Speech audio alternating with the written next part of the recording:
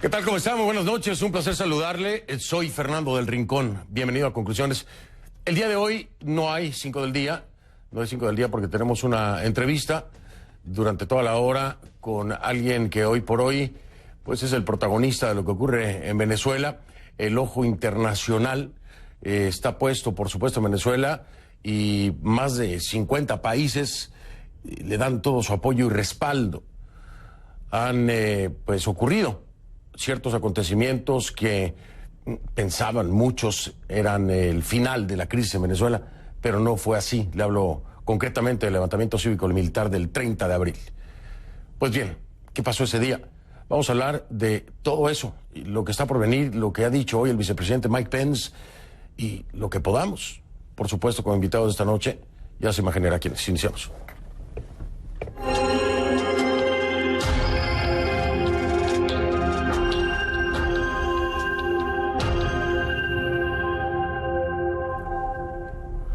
Le pido que a partir de este momento me acompañe utilizando la etiqueta numeral ConcluJ Guaidó. Ahí está en pantalla.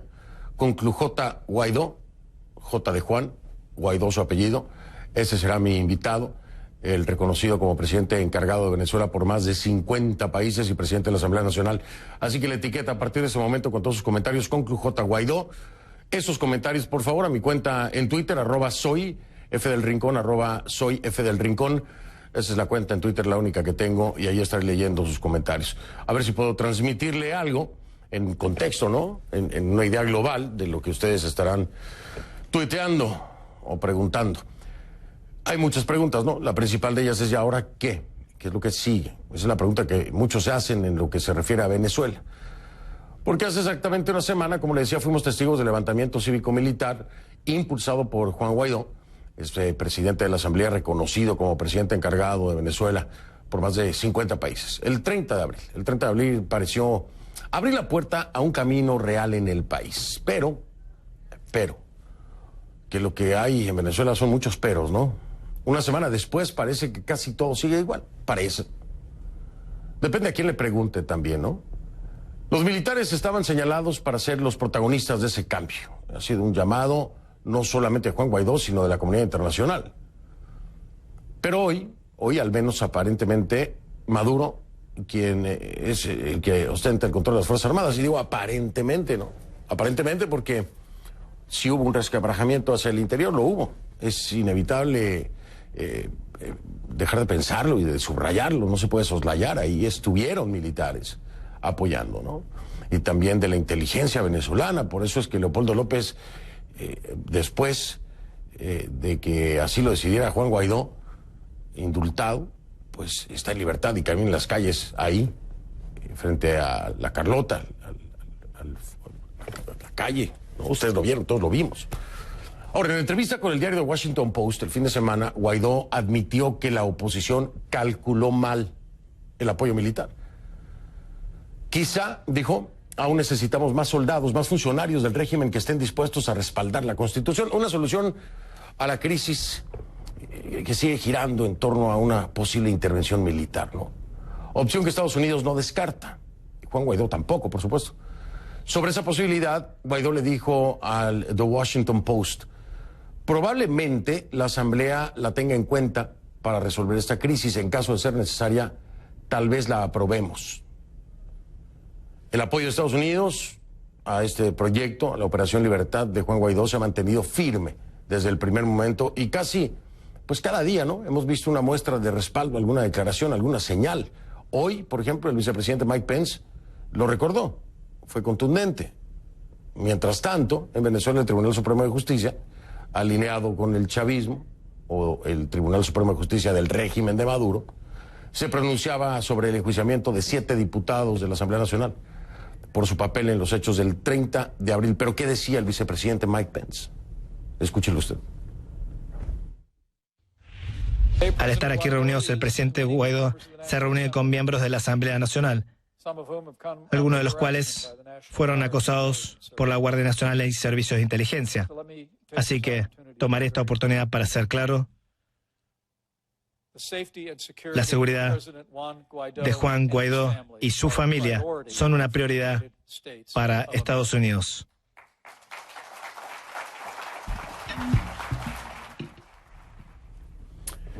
Y bien, luego de la decisión del Tribunal Supremo, la Asamblea Nacional Constituyente, que son solamente oficialistas los que están ahí, aprobó el allanamiento de la inmunidad de esos 7 diputados. Aunque no es, le voy a explicar más tarde de qué se trata, porque no es aprobar el allanamiento. De acuerdo a la legislación, así lo sustentan, no es necesario ni siquiera el allanamiento de la inmunidad de estos 7 diputados. Este tribunal de Maduro había considerado previamente que el antejuicio de mérito no era necesario, porque entiende que los afectados supuestamente cometieron delitos flagrantes.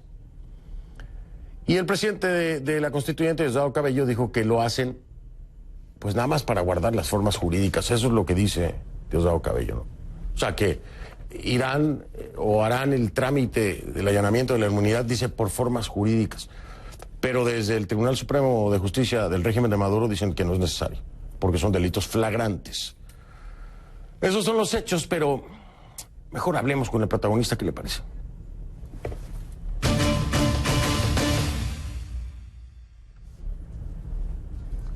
Le doy la bienvenida y agradezco mucho su presencia a Juan Guaidó, reconocido presidente encargado de Venezuela por más de 50 países y también presidente de la Asamblea Nacional.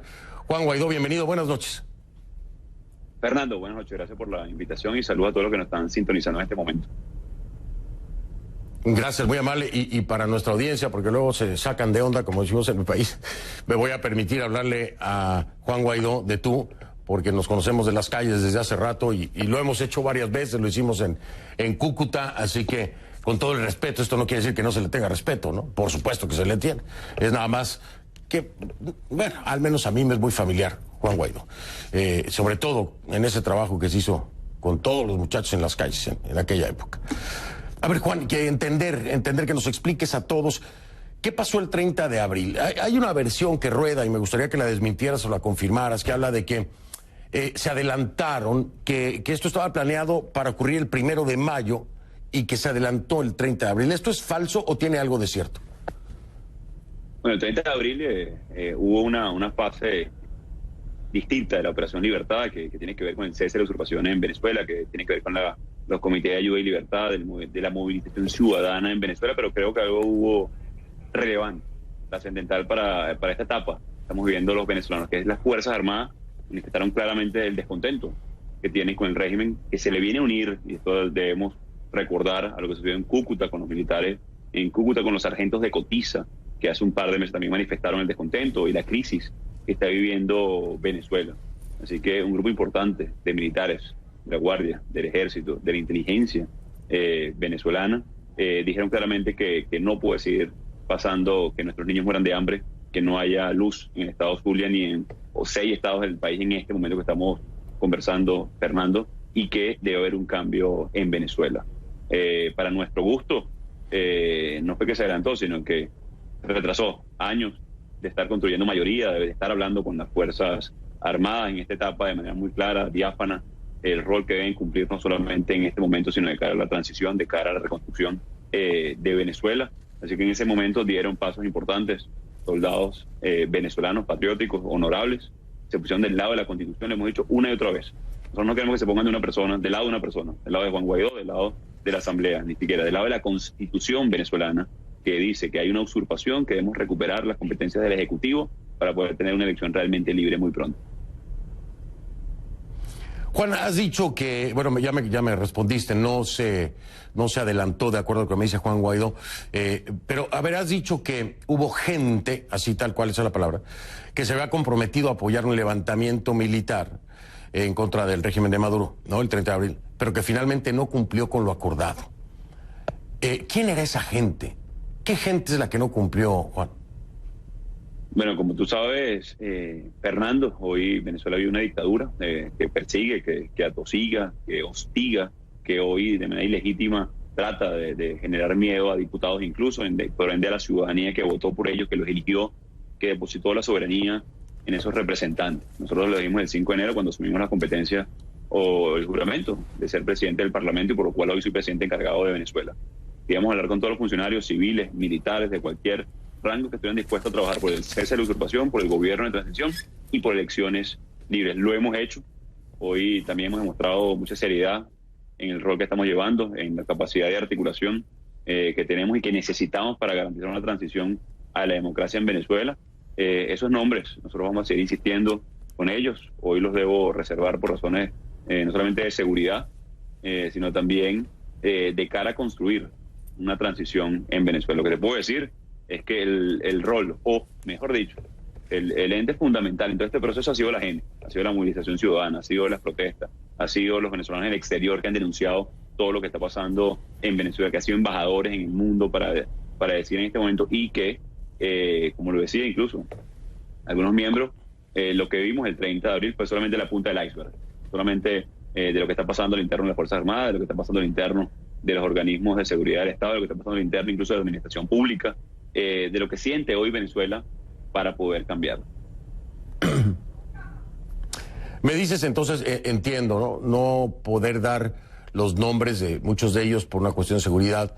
Eso implica, como lo han declarado algunos directamente, tampoco puedo decirles desde dónde, pero directamente desde la tropa me han enviado un mensaje ayer por la noche diciéndome: Fernando, la Operación Libertad sigue, aquí estamos y somos muchos. Me lo han dicho, es una fuente militar y entiendo por qué algunos nombres, o casi todos los que aún pudieran participar de la Operación Libertad, no se pueden revelar. Sin embargo, Juan, John Bolton, el secretario, el asesor de Seguridad Nacional de Estados Unidos, asegura que tuviste conversaciones con Padrino, con Moreno y con Hernández Dala. Estoy hablando del general jefe de la FAN, el mayor general del DIGESIM y el general de división Manuel Christopher Figuera del SEBIN y Casa Militar.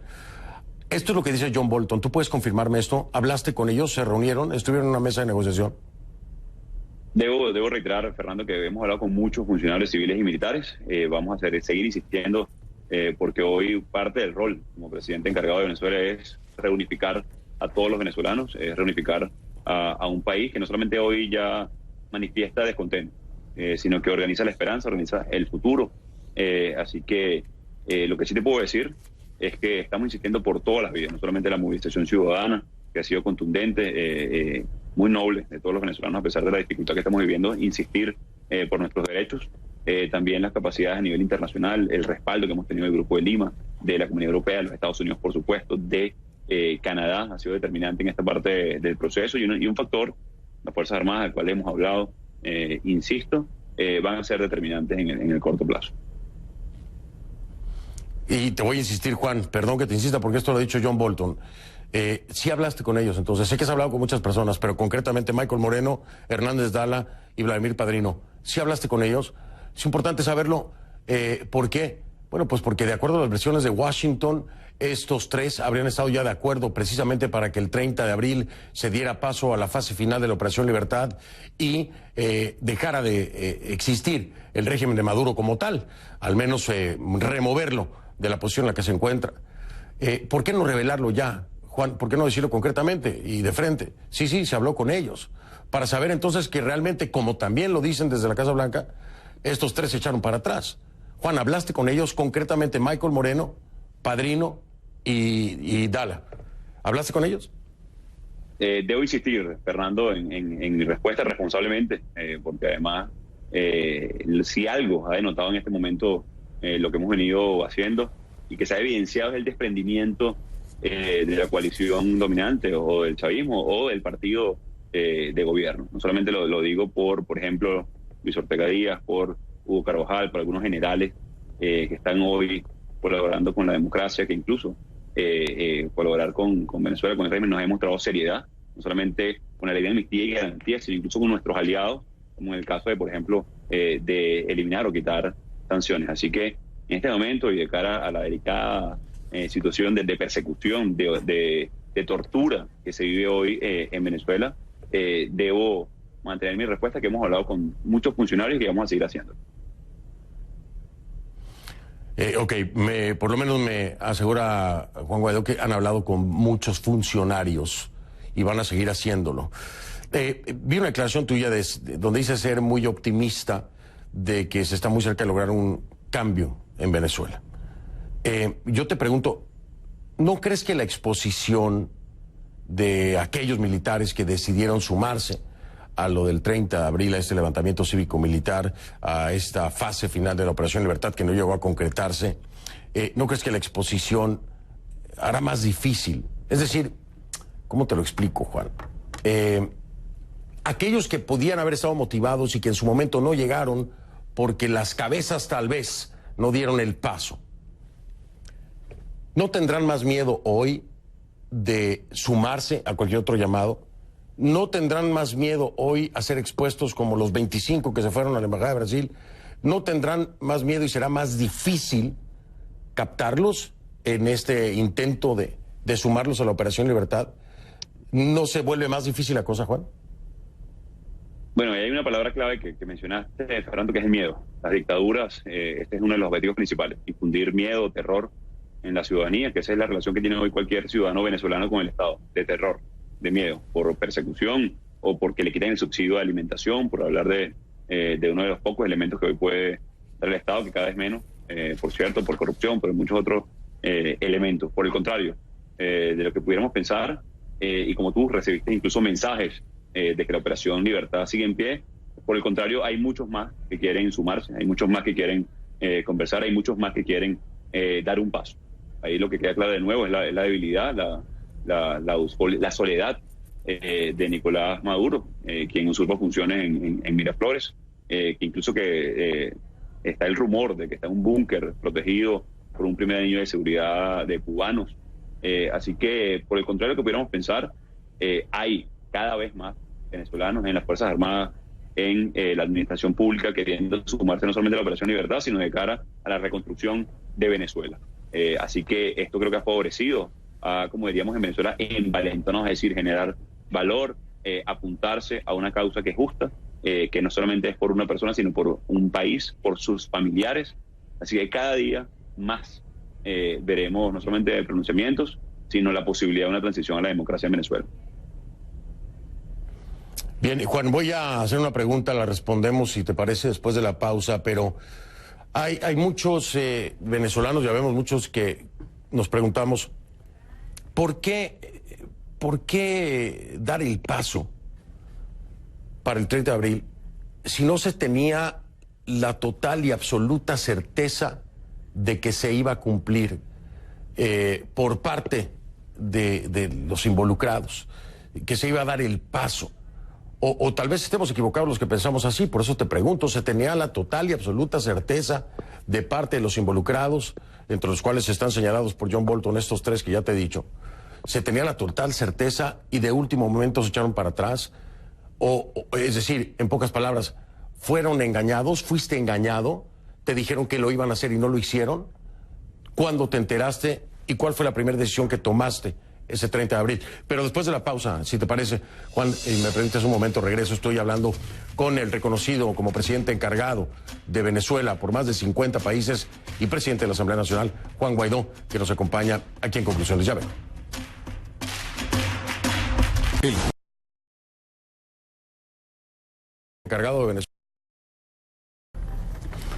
Estamos de vuelta entonces con el reconocido como presidente encargado de Venezuela, Juan Guaidó. Me acompaña desde allá, precisamente desde Venezuela. Juan, te preguntaba, a ver, se llegó al 30 de abril de parte tuya y de tu equipo con la certeza absoluta de que se iba a dar el paso por parte de aquellos que estuviesen o estuvieran involucrados. ¿Se llegó con esa certeza? Y si se llegó con esa certeza, ¿por qué piensas que se echaron para atrás? Para empezar, esa sería la primera parte de mi pregunta. ¿Llegaron con la certeza total, Juan? ¿Tenían dudas? ¿Y por qué crees que se echaron para atrás? Bueno, Fernando, nosotros somos gente de palabra, gente que estamos construyendo país, y creo que eso se fundamenta la sociedad, la confianza que no se tiene en el sistema de justicia venezolano, confianza que no se tiene hoy en la economía incluso del país, pero confianza que sí tenemos primero en la gente. Tenemos que la gente iba a responder como lo hizo, como lo hicieron el mismo 30 de abril. Por cierto, algo muy importante que deben ver nuestros soldados, nuestros militares venezolanos, como lo hicimos también el 1 de mayo. Y por supuesto que teníamos confianza en la palabra empeñada, confianza en que vamos a sacar adelante a Venezuela, confianza en que los ciudadanos vamos a seguir insistiendo no solamente en las calles, sino en construyendo las capacidades que hemos dicho desde el 5 de enero para poder tener las herramientas de cambiar a Venezuela. Así que no tenemos duda de que incluso los que en algún momento lo dudaron o sintieron miedo, van a dar no solamente un paso, sino que muchos se van a sumar en la dirección correcta. ¿Por qué en la dirección correcta? Porque hemos demostrado seriedad. Hoy quitan sanciones, hemos presentado la ley de garantías en el Parlamento Nacional que aprobamos en segunda discusión, también presentamos la ley de amnistía y garantía, hemos dicho el rol en soberanía y en seguridad que van a tener las Fuerzas Armadas en nuestro país, y hemos demostrado en todo momento acompañamiento a las Fuerzas Armadas, no solamente denunciando lo que hicieron con los sargentos de Cotiza, acompañando a los militares que están en Cuta, acompañando a los militares de la Carlota y también a los que han dado un paso. Así que vamos a avanzar por esa vía, por duro que sea, pero confiando siempre primero en el ciudadano, en el poder que tiene el ciudadano en poder cambiar a nuestro país, también en el respaldo que hemos recibido a nivel internacional de nuestros aliados, y avanzar con todos los sectores. Bien, Juan, y perdón que insista, gracias por la respuesta, pero no me ha quedado claro si llegaron con la absoluta certeza y por qué crees que quienes se echaron para atrás. Yo creo que hay un factor en la dictadura que lo hablábamos en el segmento pasado, Fernando, que es el miedo, que es el terror, que es las amenazas, que es la pugna interna. Yo creo que ese fue uno de los factores que operó ese día. Es parte de lo que hemos tenido que vencer todos los días los ciudadanos, primero en las calles, cuando estamos en el movimiento estudiantil o simplemente cuando hemos salido a las calles recientemente. Yo creo que ese fue uno de los factores que principalmente operó ese día, sin desmero a la duda o algún otro elemento. Sí, sin duda. El miedo entonces, como un tema recurrente en Venezuela. Ahora, cuando se da un acuerdo, hay un compromiso de las dos partes, ¿no? Aquellos que te habían dicho o les habían dicho o habían acordado con ustedes llevar a cabo la Operación Libertad en su etapa final, deben de haber acordado algo y deben de haberles ofrecido algo. ¿Cuál es la garantía, Juan? ¿Qué garantías dieron ustedes o qué fue lo que se negoció con estas personas? ¿Se negoció dinero? ¿Se negoció impunidad? ¿Qué se negoció con aquellos que después faltaron a su palabra, como me dices tú, pero en su momento hubo una plática y se ofreció algo, se pidió algo a cambio? ¿Qué tanto nos puedes detallar sobre eso? Mira, mal pudiéramos ofrecer algo que no podemos cumplir, y lo que nosotros podemos cumplir es la construcción de una transición, donde tenga garantías, donde se respete el Estado de Derecho, los derechos humanos, las garantías fundamentales de todos los ciudadanos, el reconstruir Venezuela, el reinstitucionalizar, el tener una elección realmente libre una vez pase el periodo de transición. Así que lo que hemos dicho públicamente, lo que hemos dicho en todo momento, que podemos tener nosotros un mejor país, que tenemos la confianza del mundo, y eso es lo que hemos hablado con todos los sectores, con los ciudadanos, con los gremios, con los sindicatos, también con todos los militares que están hoy descontentos y quieren dar un paso en reconstruir Venezuela. Mal pudiéramos nosotros esperar o suponer que alguien quiere una contraprestación para hacer lo correcto. Lo primero que apelamos es a la conciencia ciudadana, a lo familiar, a cómo vamos a poder vivir en Venezuela. Y lo hemos demostrado con hechos, insisto, no solamente con todas las incorporaciones que hemos venido haciendo, sino también con leyes específicas y con respaldo internacional. El día de hoy el vicepresidente de los Estados Unidos, Mike Pence, anunció que levantó todas las sanciones o levantaba todas las sanciones contra el director del Servicio Bolivariano de Inteligencia, el SEBIN, Manuel Christopher Figuera. Esto de parte de los Estados Unidos puede ser un aliciente, puede ser un alivio, puede ser una motivación. ¿Qué tan contundente puede ser el ofrecimiento? Esto viene de Estados Unidos. ¿Qué tan contundente puede ser el alivio que ofrezcan ustedes? ¿Hasta dónde puede llegar Juan Guaidó y su equipo para ofrecer algo que tenga el peso como eso, levantar sanciones? ¿Lo pueden negociar a través de los Estados Unidos? Y aquellos que no se encuentran en una lista de sanciones, ¿qué pueden esperar? Bueno, yo creo que es parte de lo que hemos venido hablando, Fernando. Nosotros hablamos de ley de garantías de futuro, garantías del rol que van a cumplir las Fuerzas Armadas en el mediano y el largo plazo en Venezuela, garantías de poder vivir en un país con dignidad y sobre todo con futuro. También esto hoy se ve claramente que es extensivo con nuestros aliados en este caso los Estados Unidos, que creo que han hecho una gran labor y han tenido un respaldo determinante en este proceso en Venezuela. Así que yo creo que eso le da seriedad a lo que hemos venido hablando, que nos hace ver, y como somos gente de palabra, gente de compromiso con Venezuela, primero que todo, y con nuestra gente, para poder primero atender la emergencia humanitaria, para poder atender a los más vulnerables y poder crear la transición. Es muy interesante. Bueno, entiendo porque me estás diciendo que estás de acuerdo entonces con la acción tomada por el vicepresidente Mike Pence. Y ahora yo te pregunto, si desde el régimen de Maduro viniera una propuesta para que alguna de sus figuras cercanas, obviamente no Nicolás, pero alguna de sus figuras cercanas, quedara como el encargado de la transición, al frente del país en esa transición, ¿ustedes están dispuestos a aceptarlo, negociarlo? Por ejemplo, si te dijeran que, bueno, vamos a sumarnos a su esfuerzo de Operación Libertad para sacar a Nicolás Maduro, pero Vladimir Padrino se quiere quedar como ese gobierno de transición. ¿Ustedes están abiertos a algo así? En el 58 en Venezuela pasó algo similar, una transición sui generis, donde una junta de gobierno que dirigió en ese momento Walcott Larrazábal, que llevó, por cierto, una elección realmente libre luego de ese periodo, y resultó electo don Rómulo Betancourt en ese momento en Venezuela. Hoy, según nuestra Constitución, yo soy el presidente encargado. El cese de la usurpación es una necesidad para poder reinstitucionalizar, para poder tener estabilizar al país, generar gobernabilidad, atender la emergencia humanitaria y producir la elección realmente libre. Yo creo que ese es el camino que hemos trazado. Cualquier otro elemento no estaría en nuestra Constitución, a pesar de que tenemos la ley del Estatuto de la Transición, que también puede prever el acompañamiento en la transición de distintos factores. Pero en este caso, el presidente encargado por nuestra Constitución es el presidente de la Asamblea Nacional, mi persona, para poder conducir este elemento. Así que debemos y nos hemos circunscrito a ese paso, a esa estrategia, aunque en Venezuela incluso tuvimos una transición muy similar a la que tú narras, Fernando. Claro, pero en esta ocasión no sería una opción. Hay una declaración hoy fuerte de parte de Cabello, de Diosdado Cabello, que dijo que a pesar de tener la oposición, refiriéndose a la oposición, 20 años de apoyo de parte de Estados Unidos para cambiar al régimen, no han podido. Entonces dijo que eran unos ineptos. Me gustaría escuchar tu reacción a esto. Desde alguna perspectiva, lo que dice Cabello, guste o no guste, es cierto, ¿no? El gobierno de Estados Unidos ha venido apoyando de diferentes formas, nunca con la intensidad que hoy lo hace, pero de diferentes formas ha presionado para lograr provocar de alguna forma un cambio de régimen. No ha sido así. Lo dice Diosdado Cabello. ¿Cuál es la diferencia? ¿Qué le respondes a esto que él asevera y que, te digo, guste o no, de alguna forma, en alguna parte tiene algo de razón? Pero me lo dices después de la pausa, si te parece, Juan. Regreso en un momento, entonces continúo con Juan Guaidó, reconocido presidente encargado de Venezuela por más de 50 países, presidente, por supuesto, de la Asamblea Nacional. Ya vengo. El jueves, escuches de la información.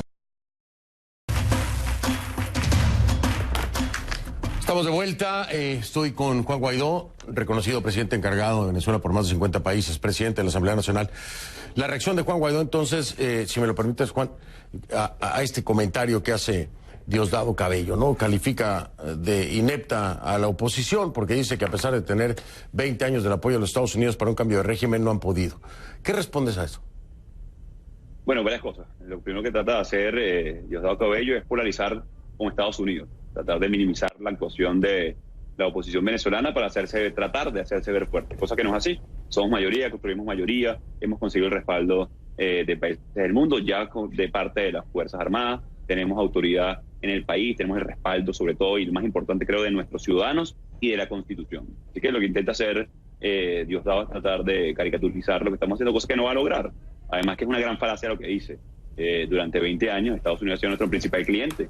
Le pagaron la factura petrolera durante años a Chávez, también lo hicieron a Maduro. ¿Y qué hicieron con eso? 6º año consecutivo que hoy Venezuela se contrae su PIB, 2.300% de inflación, 7 millones de venezolanos en emergencia humanitaria, reconocido así incluso por la ONU, niños en riesgo de muerte por deshidratación, incluso no solamente falta de comida, deshidratación. Entonces, lo que da es, si no diera tanta tristeza y dolor, diera risa incluso el comentario de quien durante 20 años controlaron los fondos públicos de Venezuela, multimillonarios por cierto, de cara al boom de los commodities, de cara a lo que significó la renta petrolera en Venezuela.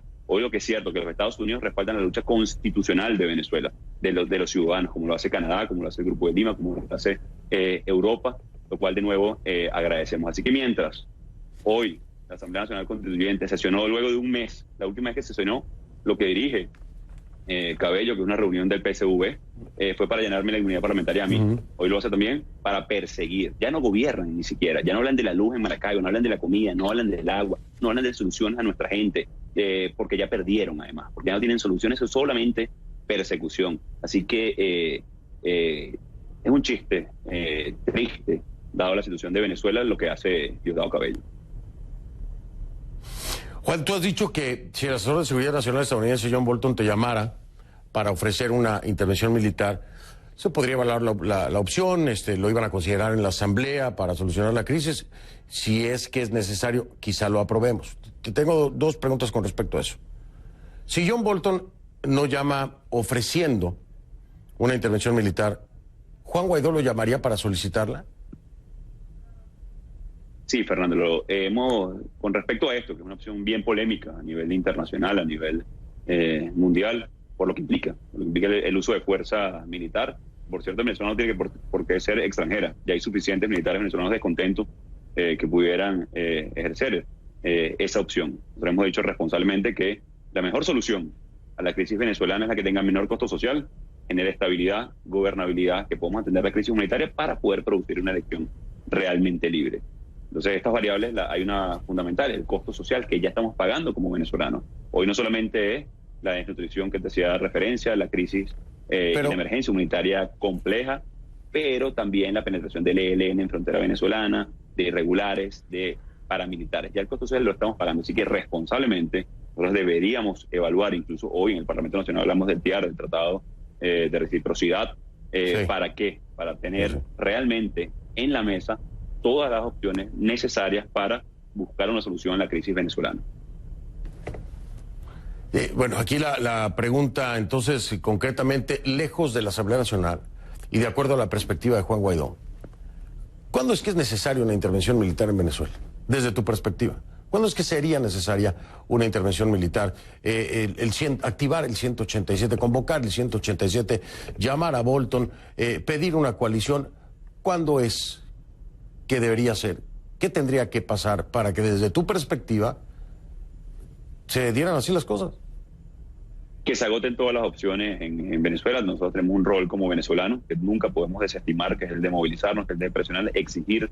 Tenemos una gran oportunidad también con los empleados públicos, con la huelga cívica nacional. Tenemos una gran oportunidad también de cara a una transición rápida, de cara a una elección libre, realmente libre en el corto plazo, con el compás no solamente de las Fuerzas Armadas, sino de muchos que pueden ponerse del lado de la Constitución en el corto plazo. Ahora, si Maduro decide radicalizar, detener a todos los diputados, cerrar el Parlamento Nacional, decide cerrar cualquier opción real de una solución a la crisis, bueno, responsablemente tenemos que evaluar esa opción, y no es que vamos a hacer las llamadas, es que nosotros hemos hablado, por supuesto, con nuestros aliados, hace poco, por cierto, el presidente Lenín Moreno hablaba de la doctrina Rol 2, lo hizo en la OEA, que es la de proteger a los ciudadanos por sus derechos humanos, por la vida, por el poder vivir dignamente. Entonces, no solamente son los Estados Unidos, incluso el presidente Lenín Moreno asomó una opción similar. ¿Cuál es la mejor opción? La que todos queremos, la que sea más rápida, la que genere mayor oportunidad para Venezuela, que tengamos estabilidad, gobernabilidad, pero de nuevo, hay tres opciones en el corto plazo: desusurpación, gobierno de transición y elecciones libres, es decir, una elección en un corto plazo, una transición sui generis al estilo de 58 en Venezuela, hacíamos referencia a eso en la parte pasada, o una salida de fuerza, que puede ser una salida de fuerza local o con cooperación. Entonces nosotros constantemente estamos hablando de las tres opciones, le estamos dando viabilidad a todas de ser necesarias, pero queremos, de nuevo, la que sea más rápida, más oportuna, y no necesariamente la de fuerza es la más rápida siempre. Oye, Juan, me decías, bueno, si se dan escenarios como que se radicalice el régimen de Maduro, si metan presos a los diputados, y bueno, son momentos que se viven ahora mismo, ¿no? Estábamos escuchando ya lo que decía Diosdado Cabello, lo que determinó el Tribunal Supremo de Justicia del régimen, y bueno, el procedimiento que quieren llevar a cabo, dice Cabello, buscaremos el allanamiento para cuidar las formas, pero también dice el Tribunal Supremo del régimen que no es ni siquiera necesario porque eran delitos flagrantes. El caso es que van detrás ya de los diputados, Juan. Si esto llega a ocurrir, si los detienen, si los llevan presos como lo hicieron con Marrero, como lo hicieron con Blanchard, ¿se acerca más a esa opción militar? Si se cierran todas las opciones en el corto plazo para poder tener una elección realmente libre, una vez de la usurpación, si cierran cualquier capacidad o posibilidad del ciudadano poder expresarse, si cierran cualquier posibilidad de sobrevivencia hoy de los venezolanos, porque recordemos, Fernando, yo te hacía referencia al costo social, se lo estamos pagando hoy. Hay penetración de guerrilla, ELN en Venezuela, se ha convertido incluso en una pista de despegue de narcotráfico, presencia de grupos terroristas como Hezbollah. Entonces, bueno, de nuevo, responsablemente tenemos que evaluar esa opción. Y como de nuevo te lo decía, hoy por ejemplo en el Parlamento Nacional hablamos del TIAR, del Tratado de Reciprocidad, hemos estado hablando con los aliados de la región todas las posibilidades, la que todos queremos, el Grupo de Lima, todo lo que estamos haciendo es la más rápida, que genere el menor costo social y sea en el menor tiempo posible. Esto hoy, el que le pone costo, el que le pone a ese elemento es quien usurpa funciones, que es Maduro. Nosotros hemos puesto desde el principio de elección libre en la mesa. El que le pone costo hoy a una salida, a una transición pacífica, es Nicolás Maduro. Voy a marcar pausa. Déjame recordar algo que dijo Mike Pence hoy. Te dejo la pregunta en la mesa. Dice el vicepresidente Pence, Rusia busca un lugar en este hemisferio, refiriéndose a Venezuela, ¿no? Moscú es el principal proveedor de armas a cambio de petróleo. Sobre Teherán dijo, ha buscado albergue para sus terroristas en suelo venezolano. Hezbollah trabaja para extender su red desde Venezuela a nuestro hemisferio. Nadie ha hecho más para apoyar al régimen de Maduro que Cuba. Los cubanos controlan el poder en Venezuela. La pregunta que te hago después de escuchar de escuchar a Mike Pence es, con todas estas fuerzas y países involucrados, ¿por qué pensar que un levantamiento cívico-militar como el del 30 podría lograr terminar con el régimen de Maduro? Porque ya no hablamos solamente del régimen de Maduro, de los militares, de Vladimir Padrino, de Michael Moreno, en fin, de toda la lista que ya conocemos. Estamos hablando, de acuerdo al mismo vicepresidente Mike Pence, de Rusia, de grupos terroristas como Hezbollah, de Cuba, y a eso le podemos sumar el ELN, la operación de carteles de narcotráfico, incluso mexicanos en la frontera con Colombia.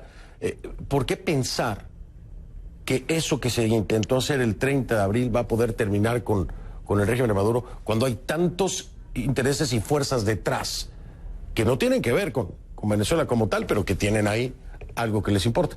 Me responde, si te parece, después de la pausa, Juan. Juan Guaidó está con nosotros, reconocido presidente encargado de Venezuela por más de 50 países, presidente de la Asamblea Nacional. Ya va. El jueves, el exdirector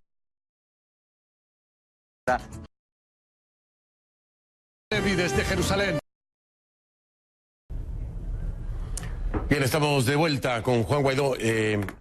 Preguntaba yo, Juan, después de lo dicho por Mike Pence, y es algo que se ha venido denunciando desde muchos frentes, ¿no? La participación de Cuba, de Rusia, Hezbollah, en fin, le agregas el ELN, carteles de la droga operando en la frontera.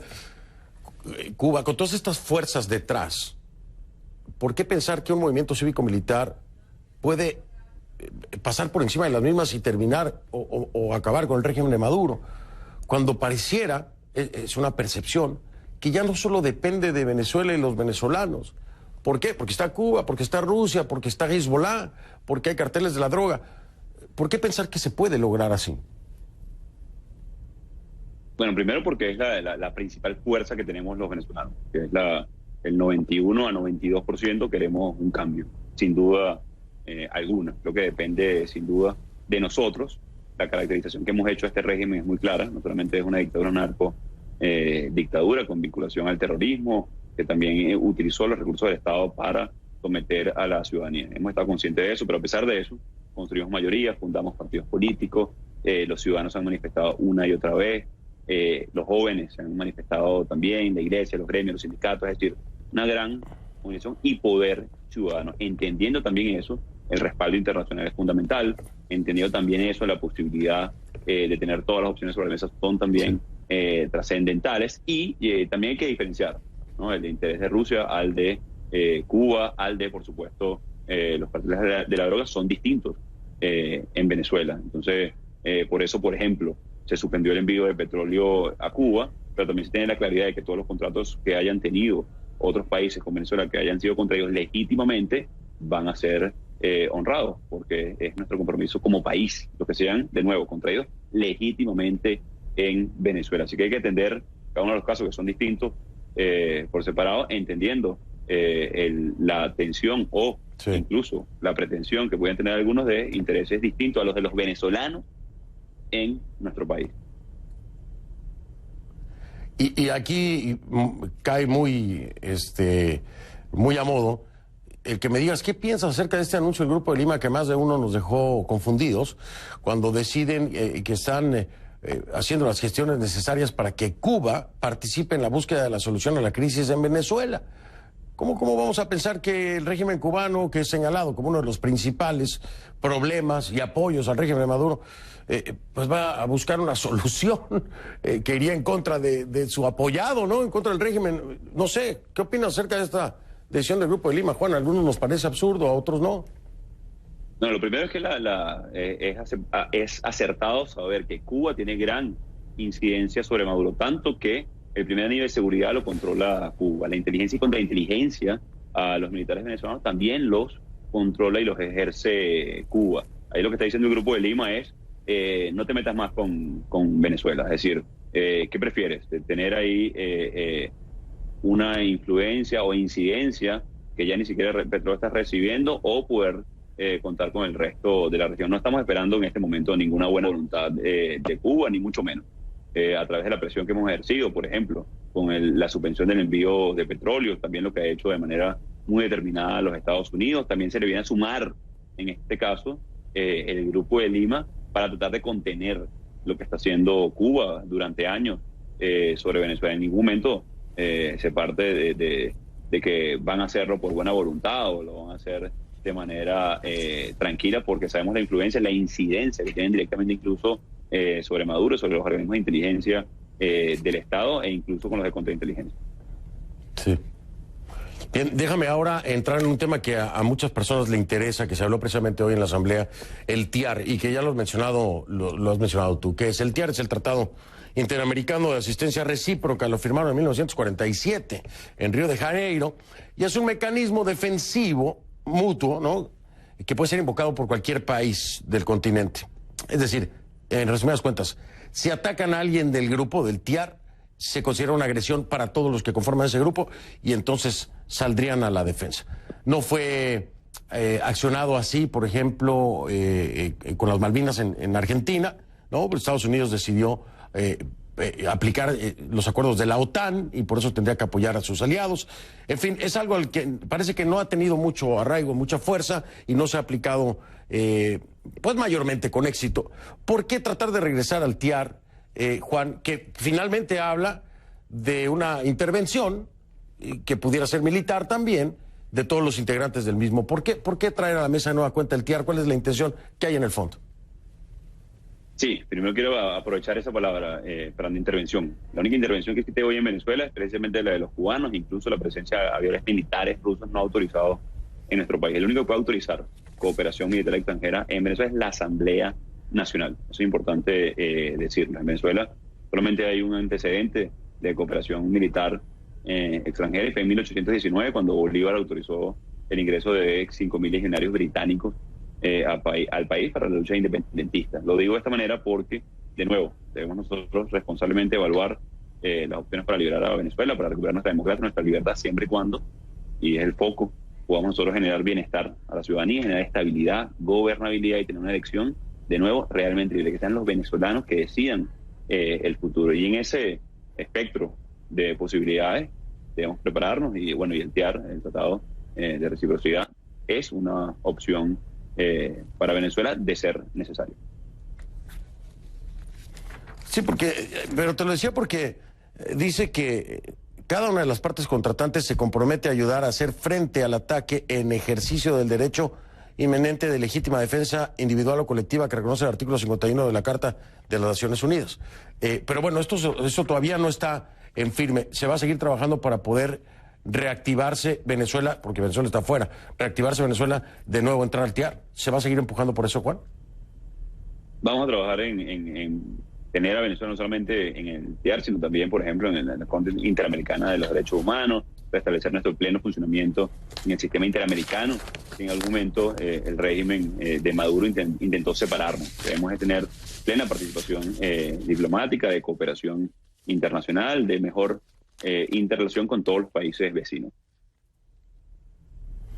Y finalmente, la pregunta del millón, breve porque me queda muy poco tiempo. Los venezolanos me dicen, aquí y en todos lados, ¿qué sigue, Juan? ¿Qué sigue? Dice, pregúntale al presidente Juan Guaidó, ¿qué sigue, presidente? ¿Qué hacemos mañana, pasado? ¿Qué les dices? Bueno, varias cosas. Lo primero es que hemos logrado mucho en estos meses. Estamos a punto de lograr la liberación, la libertad de nuestro país, que vemos un régimen cada vez más débil. Por otro lado, una ciudadanía cada vez más fuerte. Ya se ve claramente la división, la ruptura dentro de las Fuerzas Armadas, que están del lado de la Constitución. Eso es lo que estamos pidiendo en todo momento, pero también vamos de cara a la huelga cívica nacional. Los empleados públicos van a tener un rol importante en esta etapa de la Operación Libertad. Estamos determinados en el cese de la usurpación, en el gobierno de transición y las elecciones libres, que nuestros venezolanos en el exterior tienen un rol importantísimo comunicando hacia Venezuela cuando nos bloquean. En este momento que estamos hablando, han bloqueado parte de los servicios de Internet en Venezuela para que no puedan ver esta entrevista. Fernando, no les bastó con sacar a CNN de la parrilla de Venezuela, también bloquean el Internet para que no nos vean, cosa que no nos va a detener. Así que, por ejemplo, ustedes, nuestros hermanos venezolanos que están en otros países, comuniquen lo que escucharon aquí, comuniquemos en este momento en positivo que vamos a seguir en las calles, que esperen la próxima convocatoria para seguir exigiendo el cese de la usurpación, que los empleados públicos van a avanzar con los paros escalonados, pero también con la huelga cívica nacional, que no vamos a seguir permitiendo que secuestren, y estamos muy cerca de lograr la libertad de nuestro país, que es una causa justa, es una causa común, no solamente ya en Venezuela, sino en la región, y que estamos muy cerquita del cambio. Sí. Vamos con todo, Venezuela, vamos bien. Sí. Juan, millones de gracias por esta entrevista. Como siempre, de acuerdo a los tiempos, estaremos aquí esperando nuevas noticias. Juan Guaidó, muchísimas gracias. Gracias, Fernando. Saludos. Saludos, hasta luego. Juan Guaidó, reconocido como presidente encargado por más de 50 países, presidente de la Asamblea Nacional. Me acompañó, hago una pausa y regreso.